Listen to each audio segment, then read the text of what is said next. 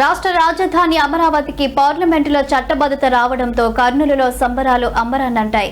కొండారెడ్డి బురుజు నుంచి తెలుగుదేశం పార్టీ కార్యాలయంలో వరకు తెదేపా ఆధ్వర్యంలో ద్విచక్ర వాహనాల ర్యాలీ చేశారు. అనంతరం తెదేపా కార్యాలయం వద్ద బాణసంచ కాల్చి మిఠాయిలు పంచుకొని సంబరాలు చేసుకున్నారు.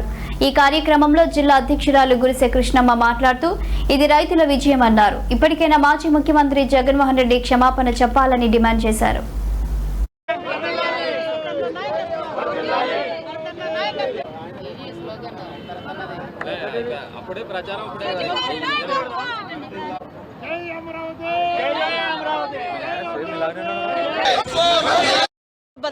చేసిన రోజు ఇది ఆంధ్రలో అందరిది పండుగ రోజు.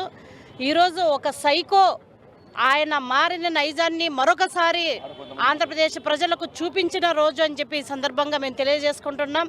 ఇప్పటికైనా ఆంధ్రప్రదేశ్ ప్రజలు ఎవరు మన కోసం, మన భవిష్యత్తు కోసం కృషి చేస్తారనేది గుర్తెరగాలని చెప్పి మనస్ఫూర్తిగా కోరుకుంటున్నాను. అదేవిధంగా చంద్రబాబు నాయుడు గారు నిరంతరం ఈ ఆంధ్రప్రదేశ్ రాజధాని అనేటువంటి అమరావతి చట్టబద్ధత కోసం అహర్నిశలు కష్టపడి లోకేష్ అన్న అయితేనేమి, పవన్ అన్న అయితేనేమి, మోడీ గారి సహకారంతోనే ఈరోజు అసెంబ్లీలో బిల్ పాస్ చేసి అదేవిధంగా లోక్సభ, రాజ్యసభలో కూడా ఆమోదం పొందిన ఒక సువర్ణ దినం. కాబట్టి ఈరోజు విజయం ఎవరిది అంటే రైతుల విజయం, మహిళల విజయం, ఆంధ్రుల విజయం అని చెప్పి మేము చాలా హ్యాపీగా ఉన్నాము. అదేవిధంగా మాట తప్పను మడమ తిప్పననే సైకో మాజీ ముఖ్యమంత్రి పులివెందుల ఎమ్మెల్యే జగన్మోహన్ రెడ్డి గారు ఇప్పటికైనా మీరు కళ్ళు తెరవండి.